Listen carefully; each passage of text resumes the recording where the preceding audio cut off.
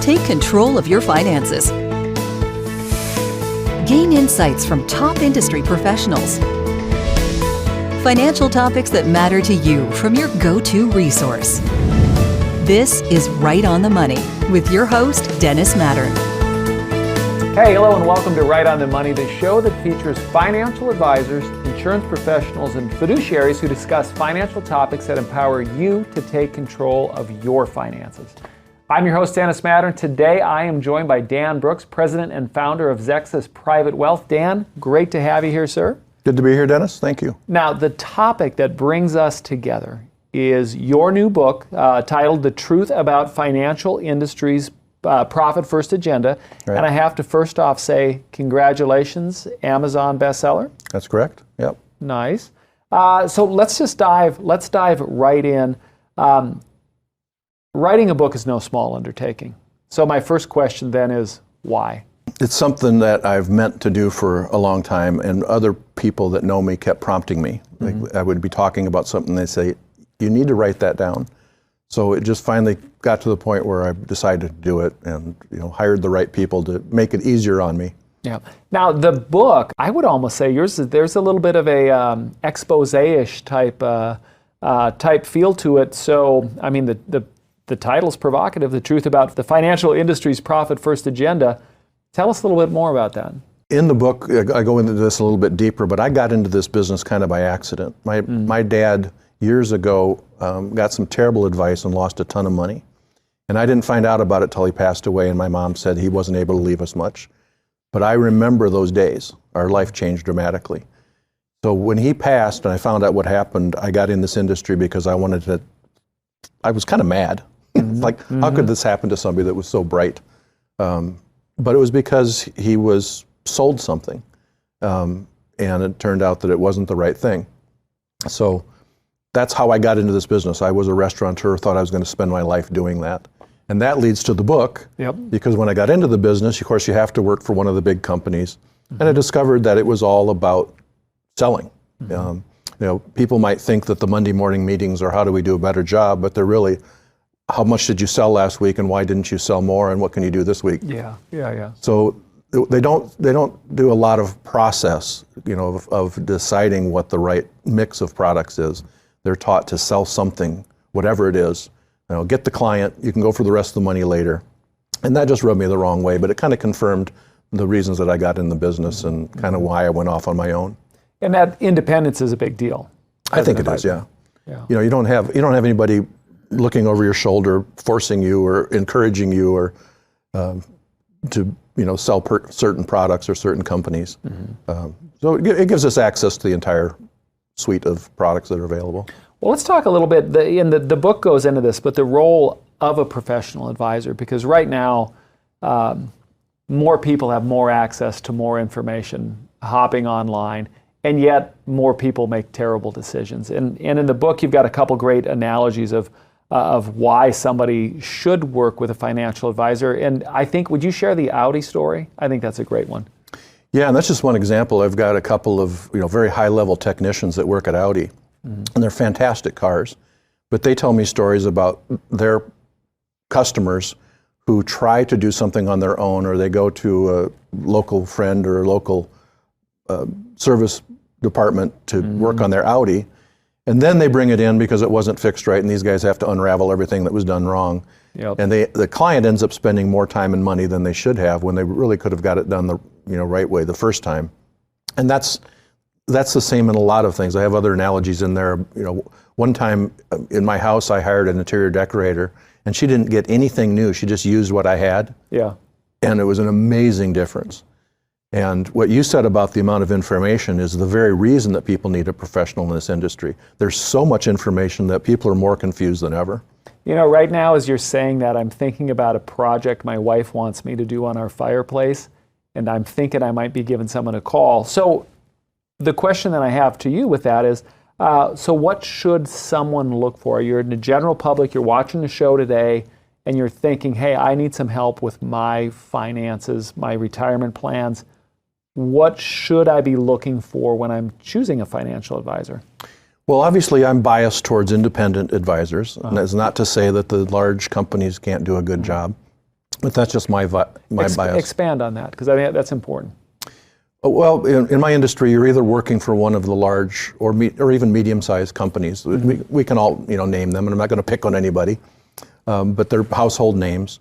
Or you're working for somebody like Xexis Wealth, who is an independent, has their own company, and they don't have somebody telling them, what to sell and when to sell it, or try to move this product this week. So I think that independence is important. I think being a fiduciary is important. The fact that they took the time to get that license, where they're legally obligated to do what's right for the client, which is not true of all advisors. There's other, what I consider lower standards, where they don't have to do what's in the best interest. It just has to be appropriate for that person. So like anything, I think experience is good.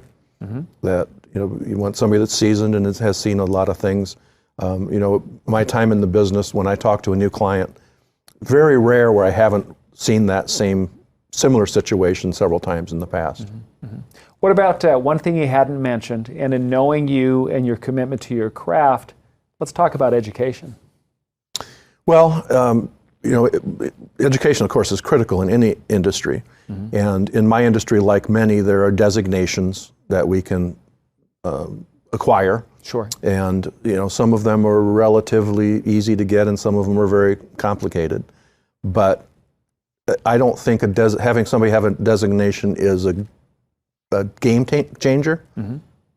But it can just be a clue that somebody that has a designation or more than one has taken the time to learn things and proved it. We're going to take a short break, and then we're going to come back, and Dan is going to talk with us about the key first steps that you should be taking to start planning for your retirement. Also, I want you to know that you can always watch full episodes on our YouTube channel or at rightonthemoneyshow.com. Now I'm going to ask you for a favor. Squeeze the like button, click subscribe. That way you will not miss a single show. We'll see you on the other side of the break.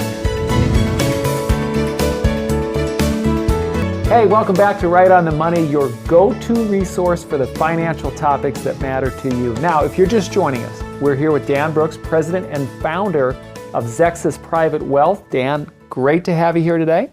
Nice to be here. Thank you. Now, we talked on our last segment, and folks, if you're just joining, if you just hopped in on this one, you want to check out the last segment, because we talked about the role of professional advisor, of having a financial advisor in your life, how important that is. We also talked about your book, and I'm going to give you kudos again and a congratulations, because Dan has a book. It's The Truth About the Financial Industry's Profit First Agenda, Amazon bestseller.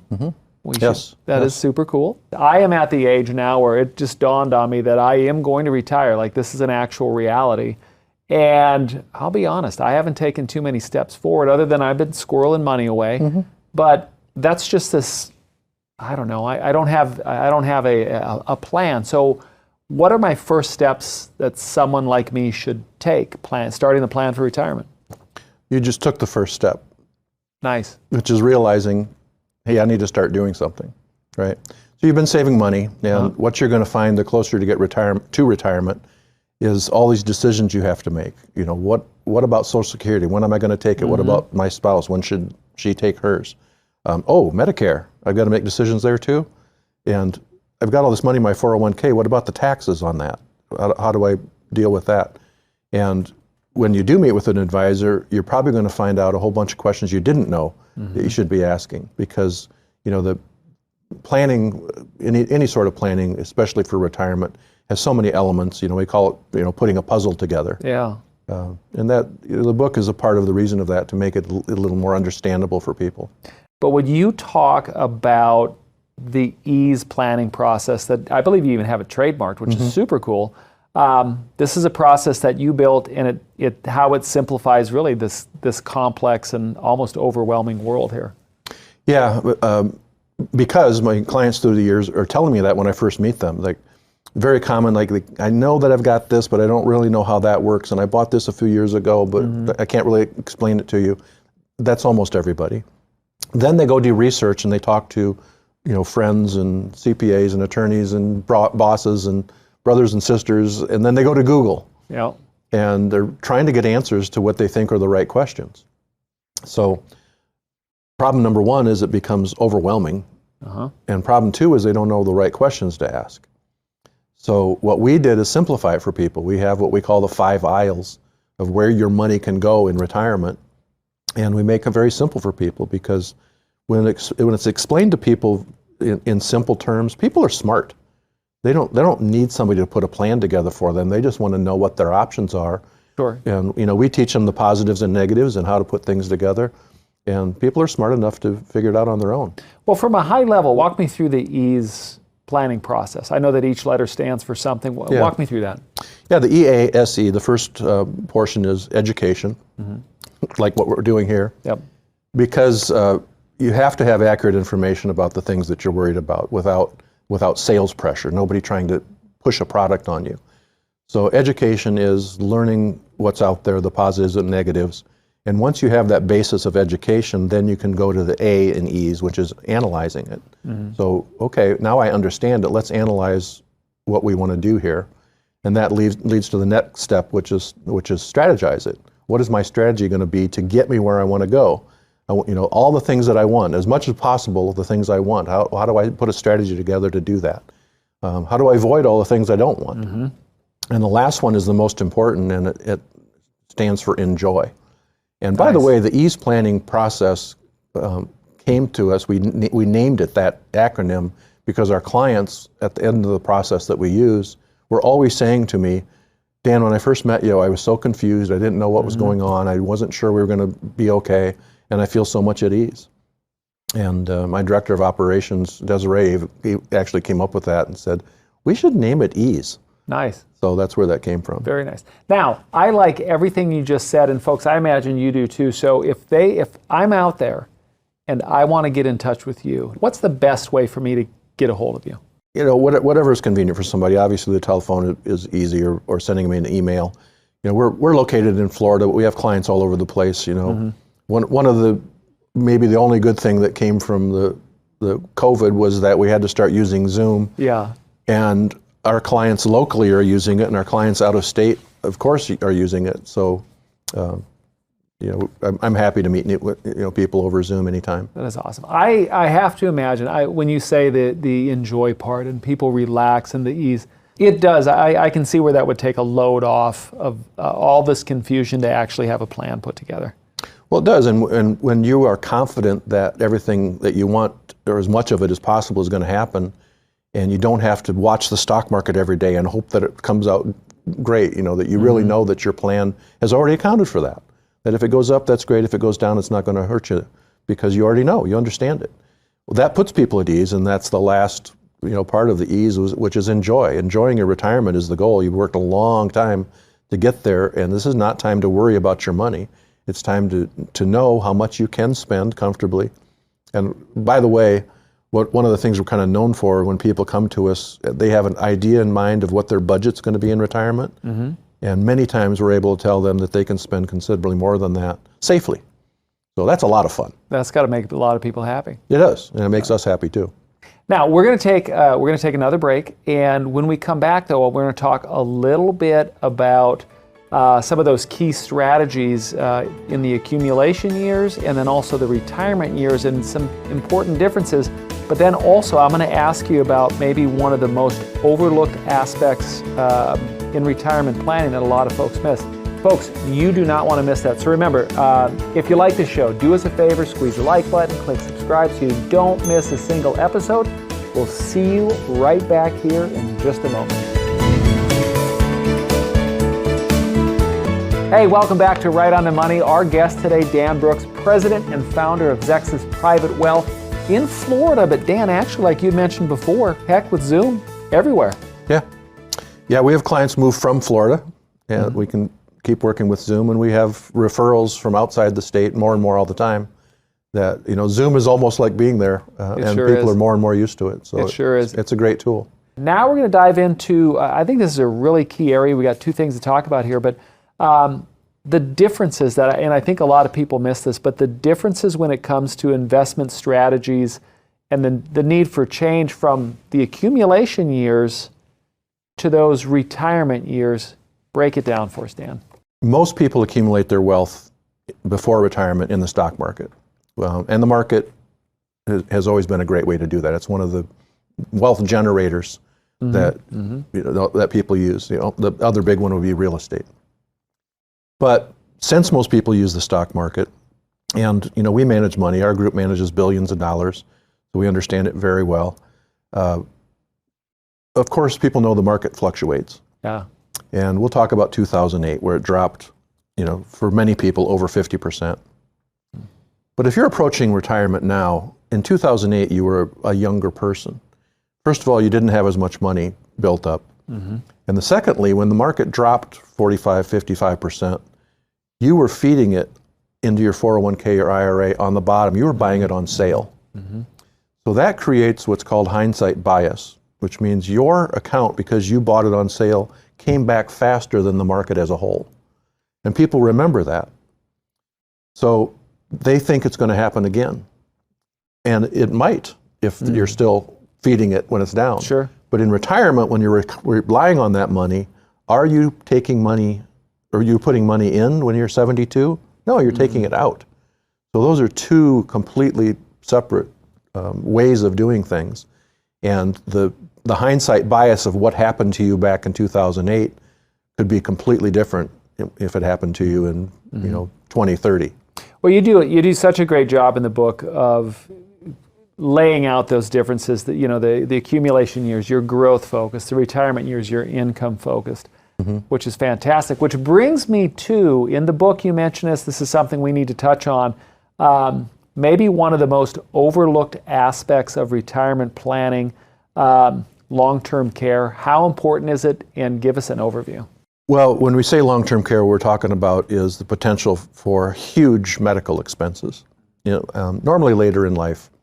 It doesn't happen. It doesn't have to be. The need for long-term care help could happen at any age. But we group it as long-term care, meaning, what happens if I need somebody to come into the house or I need to go into a facility? Somebody has to pay for that. Medicare does not pay for it. They only pay for about 13%.